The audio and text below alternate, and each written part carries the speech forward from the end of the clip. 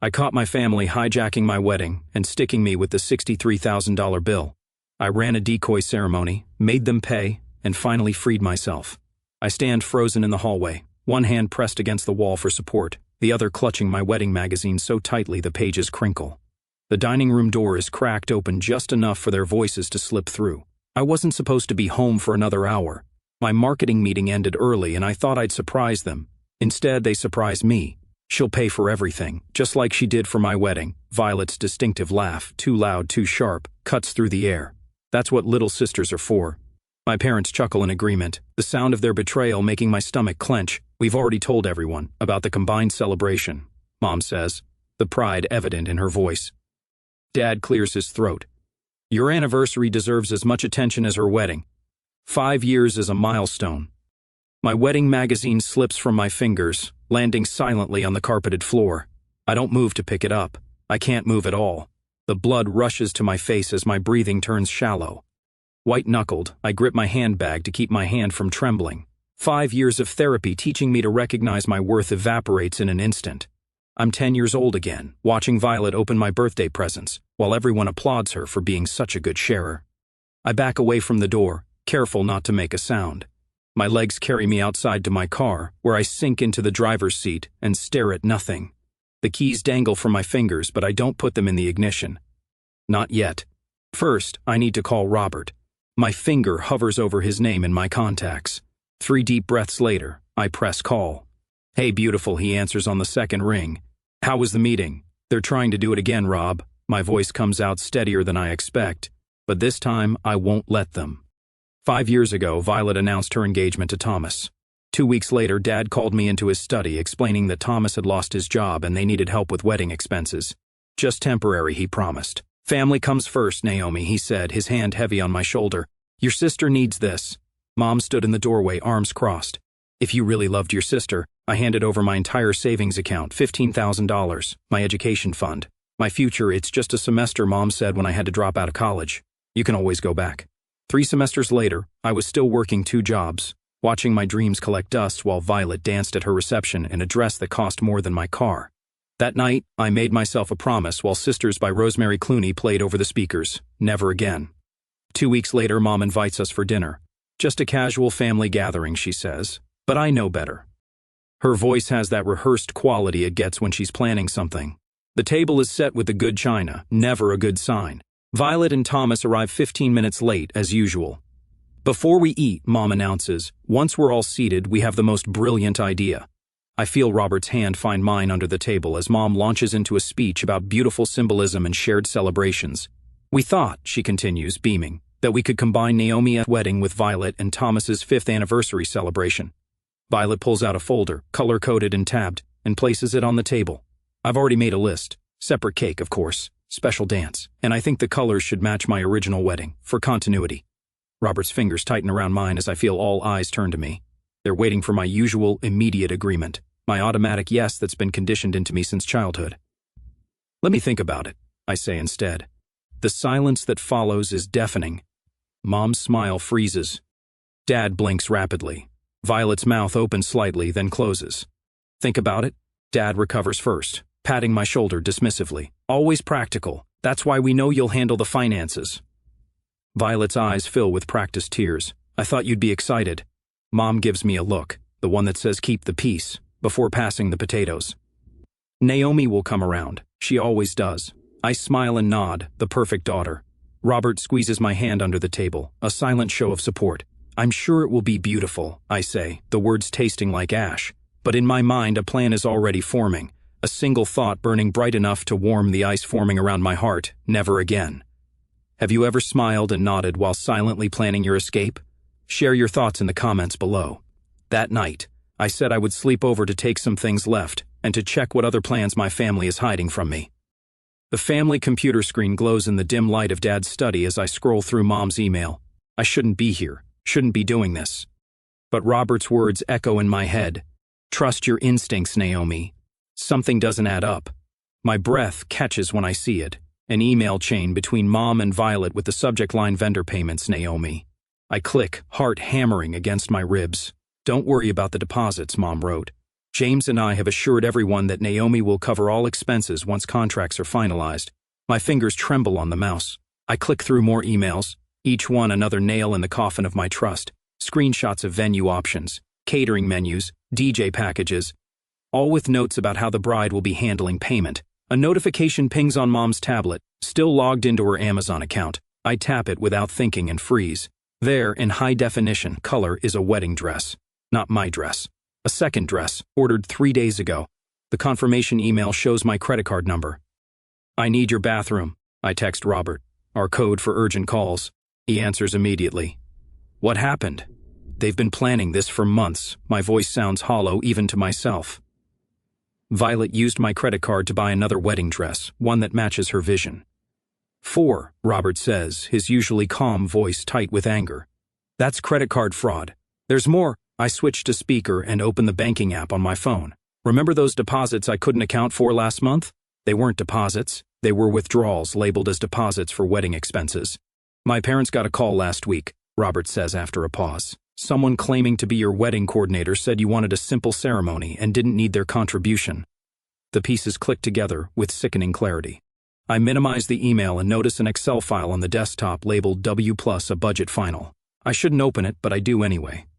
The spreadsheet appears, meticulously organized with color-coded tabs. I click through them, my stomach dropping further with each page. Venue, $22,000. Catering, $15,000. Entertainment, $8,000. Flowers, $7,000. Photography, $6,000. Dresses, plural, $5,000. At the bottom, a final sum, $63,000. With a note in Violet's distinctive purple font, "Naomi's responsibility." I lean back in Dad's chair, suddenly dizzy. The family photo on his desk, Mom, Dad, Violet, and me at her wedding, seems to mock me now. I was smiling in that picture, having just signed away my education fund. While searching for more evidence, I find Mom's journal tucked in the desk drawer. I've never invaded her privacy like this before, but I'm past caring. I flip to recent entries. "Naomi's always been the responsible one," she wrote just last week. "She'll understand this is for family."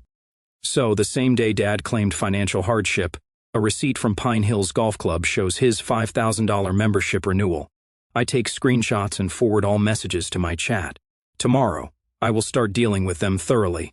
My phone buzzes in the morning while I am at the office. A text from Jessica, my oldest friend who works at an event planning company. "Call me as soon as possible. Violet just contacted us, claiming to be handling arrangements for your wedding."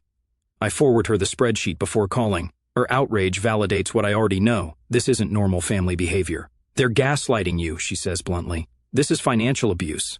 Later that evening, Robert's sister, Emily, visits our apartment. Unlike me, she successfully escaped her own controlling family years ago. "The problem isn't just Violet," Emily explains as we sit at our kitchen table. "Your mother enables everything. Notice the pattern. Violet creates the crisis. Your mother offers the solution that requires your sacrifice." Mrs. Sullivan, my elderly neighbor who sometimes joins us for coffee, nods in agreement.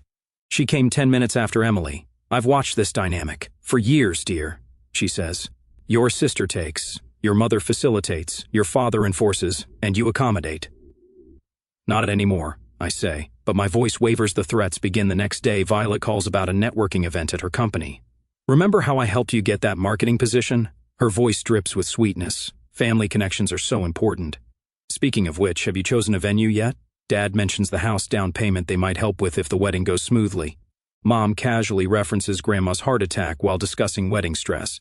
"You know, cardiac issues run in our family," she sighs. "I've already told the aunts about our combined celebration. They're thrilled." That night, I make my first strategic move. "I'll need to be the one to sign the venue contract," I tell them over dinner, my voice steadier than I feel. Their exchange of glances speaks volumes. At my apartment, I cancel the fraudulent dress order and change all my financial passwords. The victory feels hollow when Violet calls immediately. "You're being ridiculous," she snaps. "You've gained weight anyway. That dress would have looked better on me." I endure the barbs, the manipulative texts, the constant pressure, the price of playing along while I formulate my plan. Later, alone in our bathroom, I finally break. Tears stream down my face as I grip the sink, shoulders shaking with silent sobs. Robert knocks gently but knows better than to enter. I stare at my reflection, at the woman who's been molded into the perfect sacrificial lamb. I splash cold water on my face, dry my eyes, and straighten my shoulders. This is war, but I'll fight it my way, with strategy, not emotion. With boundaries, not bridges. In the mirror, I see someone new emerging. Someone with steel in her spine and fire in her eyes. What's the most difficult boundary you've had to set with someone you love? Was it worth it? The next morning, my phone buzzes at 7:43 a.m. I don't recognize the number, but the text contains a photo that makes my stomach lurch. "Congratulations on your big announcement," reads the message from someone named Tara. "I can't wait to celebrate both events next month." I tap the image and freeze. It's a screenshot of my mother's Facebook post from last night. "Thrilled to announce we're celebrating 2 beautiful milestones in one special day. Naomi's wedding and Violet's 5th anniversary. Details coming soon." 47 comments. 93 likes. Robert rolls over, his eyes still heavy with sleep. "Everything okay?" I wordlessly hand him my phone. He sits up immediately, fully awake. "They didn't even ask us," I whisper. "Call your mom," Robert says, his jaw tightening. "Now." Mom answers on the first ring, her voice suspiciously cheerful. "Good morning, sweetheart, did you see?" "Take it down." My voice comes out steadier than I feel. "What?" "The post, Mom. Take it down. We never agreed to this." She laughs like I've told a particularly amusing joke. "Oh, Naomi, everyone's so excited. Your father's golfing buddies are already planning to attend. It's too late to change anything now." The familiar weight of obligation settles on my chest. Too late. Always too late to stand up for myself. "We'll talk about this later," I manage before hanging up. 3 days later, I'm at Elegance Bridal with Jessica, trying on the simple A-line dress I chose weeks ago. I twist in front of the mirror, admiring how the ivory fabric catches the light. "It's perfect," Jessica says, snapping a photo. "Classic, but not boring. Totally you." The bell above the door jingles. I catch the reflection of Violet sweeping into the boutique, designer sunglasses perched on her head, Mom trailing behind her. "Surprise!" Mom calls out, clapping her hands. "We thought we'd join you." Jessica shoots me a look that says, "Stick to the plan." I nod almost imperceptibly. "How unexpected," I say, turning to face them. Violet circles me like a predator, her manicured finger tapping against her chin. "It's a bit plain, isn't it?" "Nothing like my Vera Wang." She reaches for a glass of complimentary champagne from a nearby table. "But I suppose it suits you." The boutique owner smiles tightly. "Would you like to see some veils to complete the look?" Before I can answer, Violet's arm jerks, sending a wave of red liquid across the front of my dress. The champagne glass hits the floor with a crash. "Oh no," Violet gasps, hand flying to her mouth in mock horror. "I'm so clumsy. Thank goodness you haven't purchased it yet." My fingers curl into fists at my sides as I watch the red stain bloom across the ivory fabric. The boutique owner rushes for club soda, but we all know the dress is ruined. Mom pats my arm. "Don't worry, dear. This was clearly meant to be. We'll find something that complements Violet's anniversary dress." 2 hours later, I meet Robert at his office for lunch, my hands still shaking. "They destroyed my dress, Rob. On purpose." Robert's eyes darken. "That's it. No more playing nice." "Dad called this morning while I was at work," I say. "They've scheduled a walkthrough at Rosewood Manor for tomorrow. They expect us to sign the contract right away." Robert takes my hand across the table. Then we go to Plan B. The next afternoon, we stand in Rosewood Manor's grand ballroom. Crystal chandeliers hang from 30-foot ceilings. Floor-to-ceiling windows overlook manicured gardens. It's breathtaking and exactly the kind of extravagant venue I never wanted. "Perfect for your sister's grand entrance," Dad says, clapping the venue manager on the shoulder. "And plenty of room for all 200 guests." 200? I echo. "We agreed on 50. Mom waves dismissively. "We couldn't possibly cut the list now. Everyone's already been notified. The venue manager, Mr. Phillips, produces a thick contract. If we could just get signatures and the deposit today, we'll be all set for next month's celebration." Dad pulls out his pen with a flourish. "I'll sign first, then Naomi can." "Actually," I interrupt, surprising everyone, including myself. "My fiancé and I agreed that both our signatures are required on any contract. That's non-negotiable." The silence that follows feels electric. "What are you talking about?" Mom asks, her smile strained. "Robert doesn't need to be bothered with these details. It's our wedding," I say quietly. "We make decisions together," Violet snorts. "Since when do you make decisions at all?" I reach into my bag and pull out a folder. Since I discovered these, I place printouts of unauthorized credit card charges on the table, charges for items I never approved, made with my stored card information. Mom pales. Dad stares at the papers, then at Violet. "You told me she agreed to those expenses," he says slowly. Violet's face hardens. "She always pays. That's what she does." Something inside me breaks open. Years of silence and accommodation rush out like floodwater. You ruined my college years, I say, my voice surprisingly calm. You're not ruining my wedding day. Mr. Phillips clears his throat uncomfortably. Perhaps I should give you a moment. No need, I say, reaching for the contract. I'd like to review the terms. Dad tries to intercept. Naomi, be reasonable. I've learned that true family respects boundaries. I meet his gaze steadily. Sign if you want to. I'll cover $6,000 for the deposit. The remaining $57,000 is your responsibility. Violet's face contorts. You can't do this. We've told everyone. You've always been the reliable one, the responsible one, I say. I'm just being responsible to myself for once. Dad looks from me to the contract, then back again. Something shifts in his expression. Surprise, perhaps even a flicker of respect. He signs his name with less flourish than before. That evening, Jessica calls with news. I found the perfect spot for the real ceremony, a small chapel by the lake, available the weekend before. And Robert's parents offered their lake house for the reception, I tell her, feeling a surprising lightness in my chest. How much was the deposit again? Jessica asks. $6,000. That's a lot of money to walk away from. I think about years of giving in, of putting everyone else first. It's my freedom fee, I say, worth every penny. Later, Robert and I sit cross-legged on our apartment floor, surrounded by plans for our real wedding, the one only our closest friends will attend. I'm proud of you, Robert says, pressing a kiss to my forehead. I pick up a pair of scissors from the coffee table and hold them up to a strand of my hair, the long, straight style my mother always insisted was most flattering. What do you think, I ask. Time for a change? Robert grins. Absolutely. The scissors make a satisfying snip. Dark strands fall to the floor around me. With each cut, I feel lighter. For the first time, I say, watching my reflection change in the window, I'm not just their daughter or Violet's sister. I'm choosing to be me. After my impromptu haircut, I try on the simple white sundress we ordered online. No train, no beading, no cathedral veil, just clean lines and comfortable fabric. This feels like me, I whisper, not their version of me. Later, Jessica arrives with a detailed timeline tucked under her arm. Decoy wedding at Rosewood, real wedding at the chapel. I've mapped it down to 15-minute increments.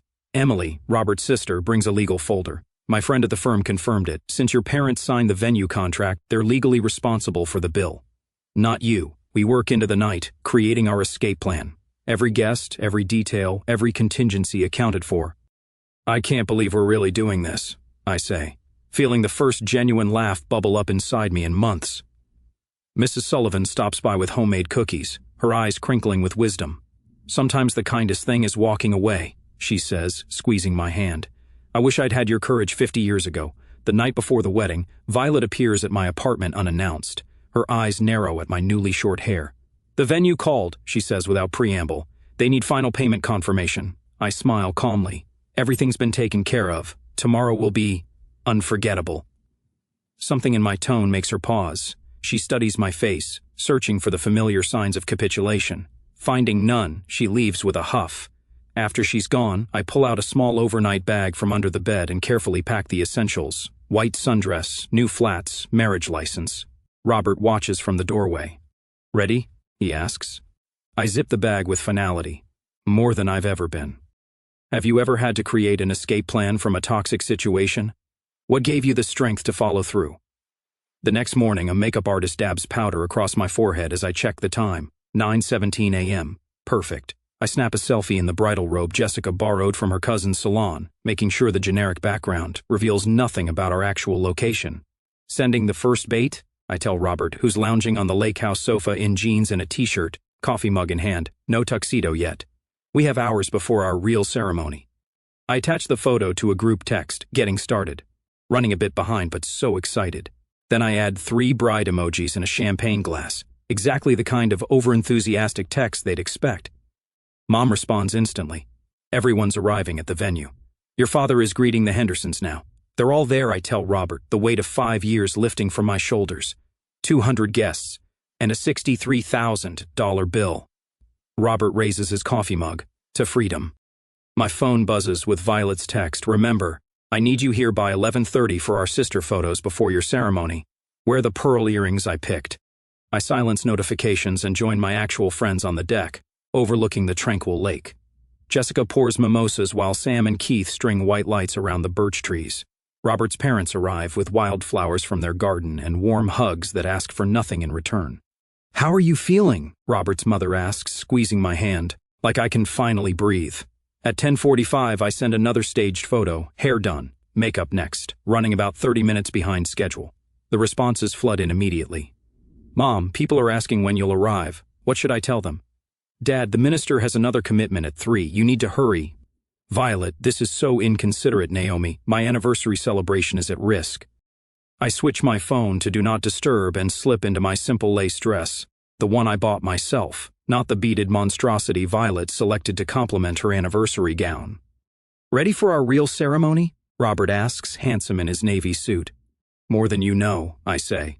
At noon, Jessica returns from her reconnaissance mission at the country club, laughing so hard she can barely speak.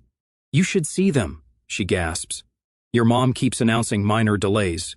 Your dad is sweating through his suit. And Violet, oh my God. Violet is telling everyone it's actually your fault because you insisted on using her hairstylist instead of hiring 2. "How many guests left?" Robert asks. "None yet. They're too fascinated by the train wreck. It's like watching a slow-motion car crash in formal wear." At 12:30, I send one final text having a minor zipper emergency. "Start without me. Be there in 20 minutes. Then I turn my phone completely off and take Robert's hands beneath the lakeside arbor. 20 cherished friends surround us as Robert's father begins our ceremony. No one checks their watch or texts during our vows. No one demands to be the center of attention. Across town, according to our plan, the venue manager is presenting my parents with a preliminary bill. The contract they signed, the one they pushed so hard to finalize, makes them solely responsible for payment. The $6,000 deposit I contributed was carefully documented as my only financial obligation. By now, Violet has likely realized that her anniversary celebration has become a $63,000 disaster. The carefully selected champagne tower stands untouched. The 5-tier cake with her anniversary topper on the premium tier remains uncut. The guests whisper behind programs, witnessing the family facade crumble. "I now pronounce you husband and wife," Robert's father announces, beaming with genuine joy. As Robert kisses me, cheers erupt from people who actually care about our happiness. Later, during our intimate reception dinner, Jessica's phone lights up with a voice message. She puts it on speaker. "Jessica, this is Eleanor Thompson." Mom's voice sounds strained, her usual composure shattered. "If you know where Naomi is, please tell her this isn't funny anymore. The venue needs the remaining payment tonight. Her father..." Her voice breaks. James had to give them his retirement account information. "Please have her call us immediately." In the background, we hear Violet shrieking at someone, likely her husband. "What do you mean, what did I do? This was Mom and Dad's plan too." Jessica turns off the phone, and Robert raises his glass. "To my beautiful wife, who taught her family the most valuable lesson they'll ever learn." I clink my glass against his. Freedom was worth every penny of that $6,000 deposit. "What do you think is worse?" I ask our friends. "Losing $63,000 or losing your dignity?" As laughter surrounds us, I already know my answer.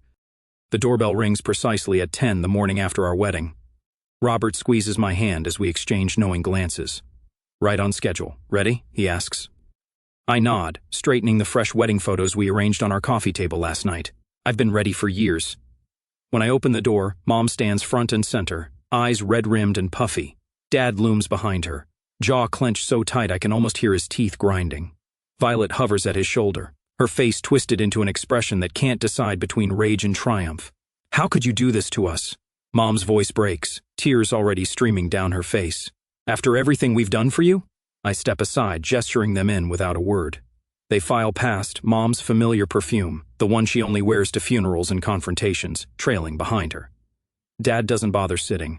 "You're legally responsible for this bill, Naomi. I don't know what game you think you're playing, but it ends now." "Tell everyone what kind of person you really are," Violet hisses, jabbing a finger toward me. "I already started. Cousin Emma knows you abandoned your own wedding over some childish grudge." I don't flinch. Instead, I walk to our dining table, where a leather portfolio sits waiting. Robert stands beside me, his presence a fortress at my back. "I expected this visit," I say, my voice steadier than it's ever been when addressing them. "I've been preparing for it for a while." One by one, I remove the contents of the portfolio and arrange them on the table. The movement feels ceremonial, like laying out the pieces of a sacred ritual. In many ways, it is. "What's all this?" Dad asks, impatience edging his voice. I press play on my phone. Violet's voice fills the room. She'll pay for everything, just like she did for my wedding. That's what little sisters are for. Followed by my parents' unmistakable laughter, their faces pale in perfect unison. Recording conversations is... Dad starts. Perfectly legal in this state with one-party consent, Robert finishes for him, his law degree finally proving useful against my family. I slide bank statements across the table. Here's proof of the $6,000 deposit I agreed to pay, the only payment I ever committed to. Mom reaches for the papers with trembling hands, but the venue manager said, I have the email trail right here, I continue, laying out printed correspondence, where I specifically clarified my limited financial involvement. Note the venue manager's response confirming that the contract holders, you and Dad, are responsible for the balance. Violet snatches one of the papers. This doesn't prove anything. Maybe this will. I pull out screenshots of unauthorized credit card charges, each with forensic timestamps. My credit card, Violet, for your second wedding dress. The one you ordered after spilling wine on mine. You always were so dramatic about money, she scoffs. But her voice wavers. Dad's face has taken on an ashen quality. Naomi, be reasonable. We can't possibly cover $57,000. I extract the final document, a lawyer's letter outlining their liability. The contract is in your names. The venue has your signatures. The remaining $57,000 is your responsibility. Mom collapses onto our couch, mascara creating charcoal rivers down her cheeks. Why would you do this to your own family? I lost $15,000 for Violet's wedding, I say, the words no longer sticking in my throat. I willingly paid $6,000 this time to be free of your manipulation forever. This is revenge, Dad spits, desperation replacing his earlier confidence. No, I correct him. This is the natural consequence of your actions. Violet's husband, Thomas, who had been silent by the door, steps forward. So you did the same thing to your sister 5 years ago? His question lands like a stone in still water, creating ripples of uncomfortable silence. That was different, Violet stammers, looking to our parents for support. But something has cracked between them. Mom stares blankly at the coffee table. Dad glares at Violet, and Violet glowers at both of them. Your retirement fund, Mom whispers to Dad. We'll have to use your retirement fund. My retirement fund? His voice rises. This was your idea in the first place. I walk calmly to the door and open it. You can leave now. My new family is coming over to celebrate. They gather their things in defeated silence. As they shuffle toward the exit, I can't resist one final truth.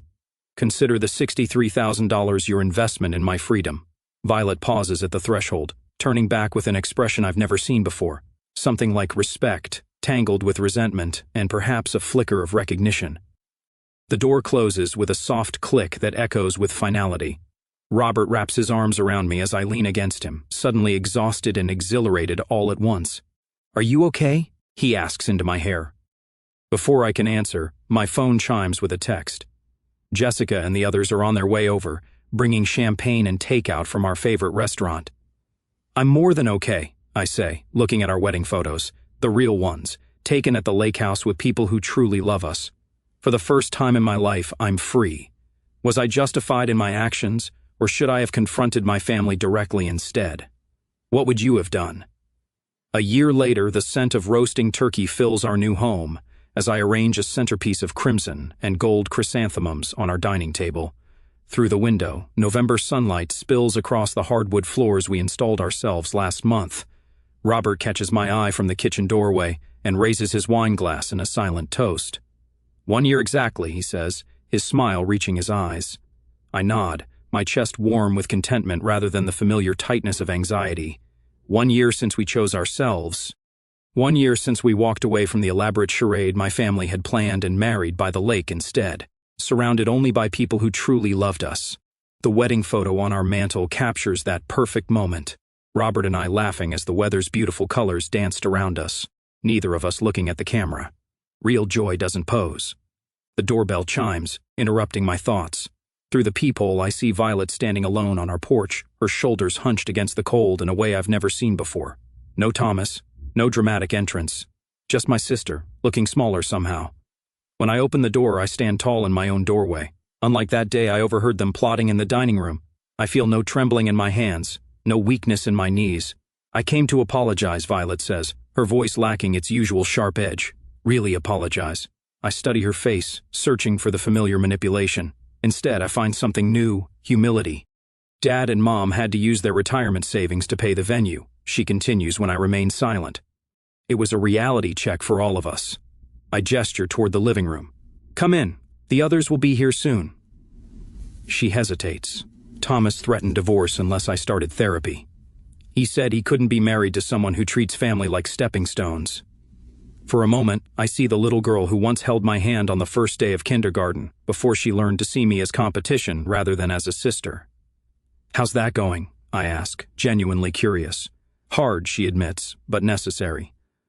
The front door opens behind us as Jessica arrives carrying a homemade pie, followed by Emily and Robert's parents. The warmth of their greetings fills the entryway. Later, gathered around our table, Robert raises his glass. To chosen family and second chances. The conversation flows easily, untainted by the tension that characterized family gatherings of the past.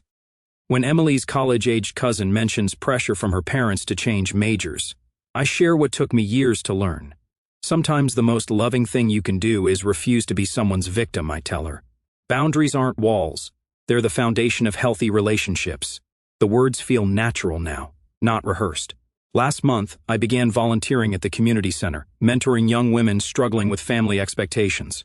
The scholarship fund we created with money saved on our wedding helped 2 of them start college this fall. As evening approaches, most guests depart with warm hugs and promises to return soon. Only Violet remains, helping clear dishes with careful movements. You're welcome here as my sister, I tell her quietly by the sink, not as the person who tried to ruin my wedding. She nods, accepting the boundary without argument. Mom started to see it too, how she enabled everything. She asked if she could call you sometime. Later, after Violet leaves, Robert presents a small package wrapped in silver paper. Happy anniversary, he whispers.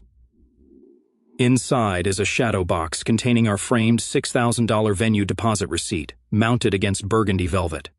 The inscription reads, "Best investment we ever made in our freedom and future." I trace the glass with my fingertip, smiling at the simple truth of it. Some lessons are expensive, but worth every penny.